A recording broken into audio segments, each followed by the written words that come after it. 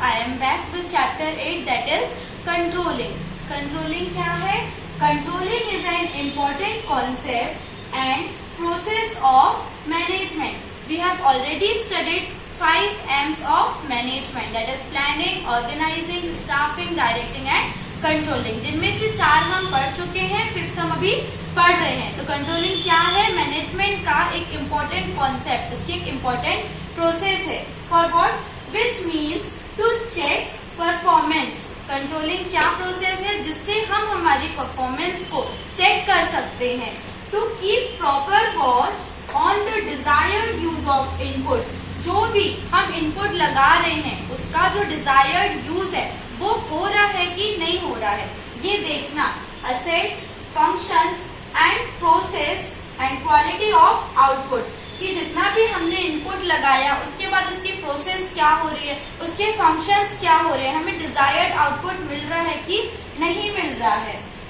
It enables managers to detect errors and take corrective actions whenever necessary. Controlling process managers को कैसे help करती है कि जो भी हमने इनपुट लगाया है हमारे बिजनेस में उसका हमें बेटर रिजल्ट, डिजायर्ड जो आउटपुट है, क्वालिटी उसकी अच्छी मिल रही है कि नहीं मिल रही है. तो इसको हम एक एग्जाम्पल से समझते हैं.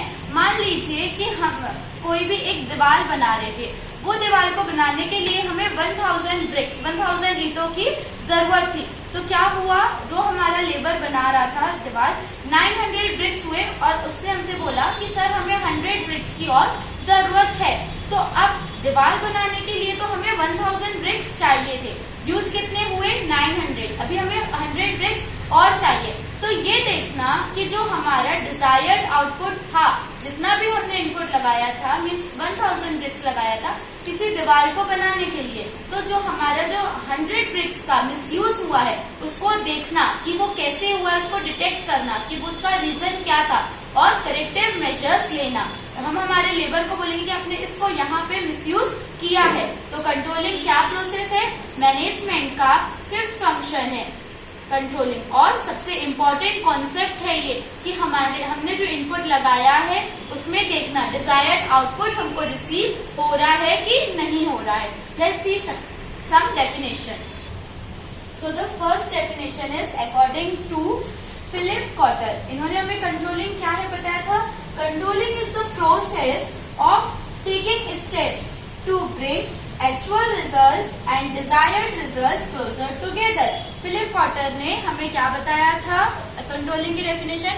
कंट्रोलिंग एक वो प्रोसेस है जिसमें हम कुछ वेरियस स्टेप्स लेते हैं. किस चीज के लिए? हमारे एक्चुअल रिजल्ट्स और जो हमारे डिजायर्ड रिजल्ट्स है उनको क्लोज करने के लिए, उनको कंप्लीट करने के लिए. फॉर एग्जाम्पल, जैसे अभी हमने देखा कि हमें एक दीवार बनानी थी 1000 ब्रिक्स की. तो ये क्या है? डिजायर्ड रिजल्ट कि 1000 ब्रिक्स की हमें दीवार बनानी है.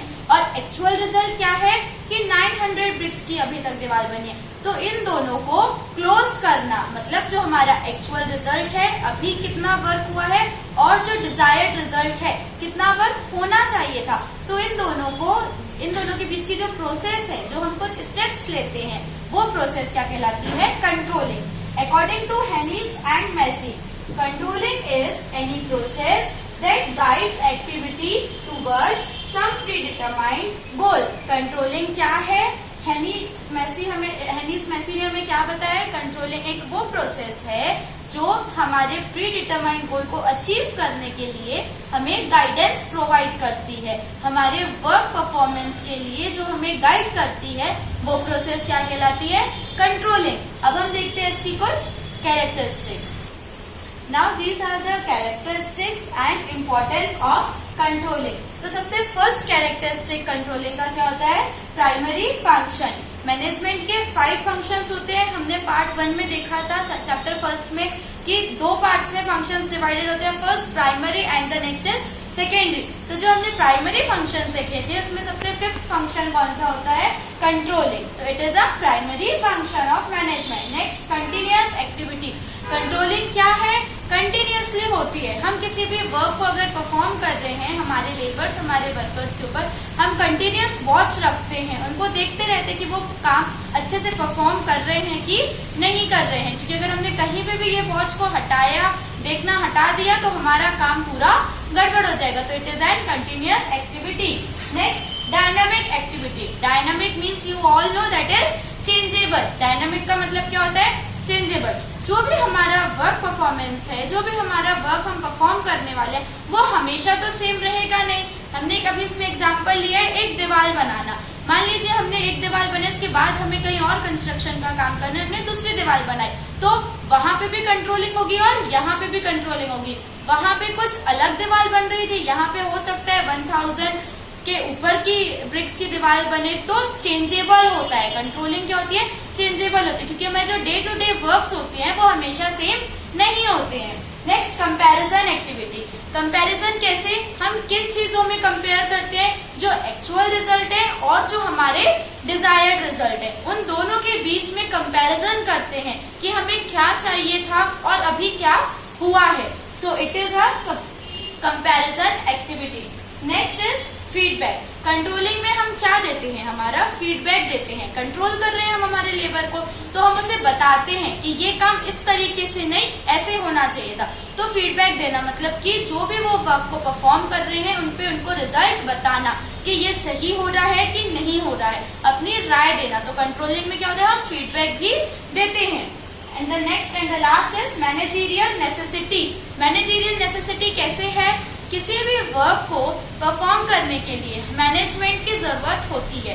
वहाँ का जो भी चीजें हम परफॉर्म कर रहे हैं उसको मैनेज करने की जरूरत होती है, वेरियस रिसोर्सेज में, वेरियस फैक्टर्स में।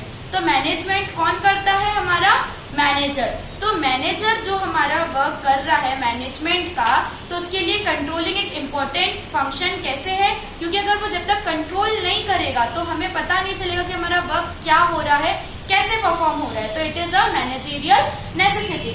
तो these are the characteristics of controlling. Now these are the important. So first importance is helpful in achieving goals. Management में जो भी हमारे गोल्स हैं, जो भी हमारे प्रीडिटरमाइंड ऑब्जेक्टिव्स हैं, उनको अचीव करने के लिए कंट्रोलिंग एक बहुत ही इम्पोर्टेंट फंक्शन होता है। Next, effective use of resources. जितने भी हमारे रिसोर्सेज हैं, कोई भी रिसोर्सेज हो सकते हैं, फिजिकल रिसोर्स, ह्यूमन रिसोर्स, तो इन सब के बीच में एक कोऑर्डिनेशन लाना, इनका इफेक्टिव यूटिलाइजेशन करना, ज्यादा से ज्यादा यूज करना।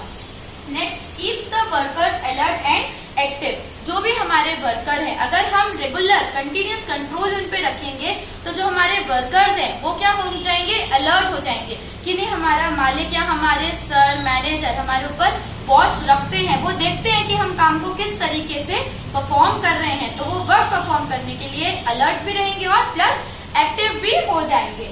Next is source of motivation. Controlling process करने से जो हमारे लेबर वर्कर्स हैं उनको मोटिवेशन भी मिलता है। कैसे?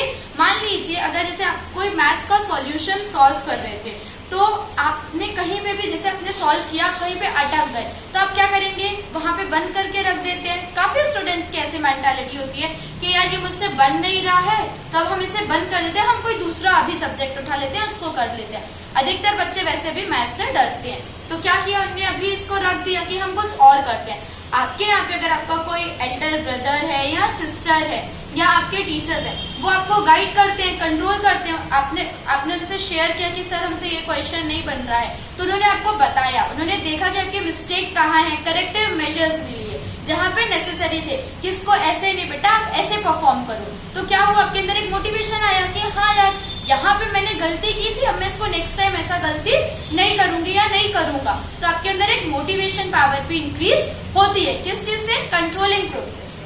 Next, helpful in decentralisation.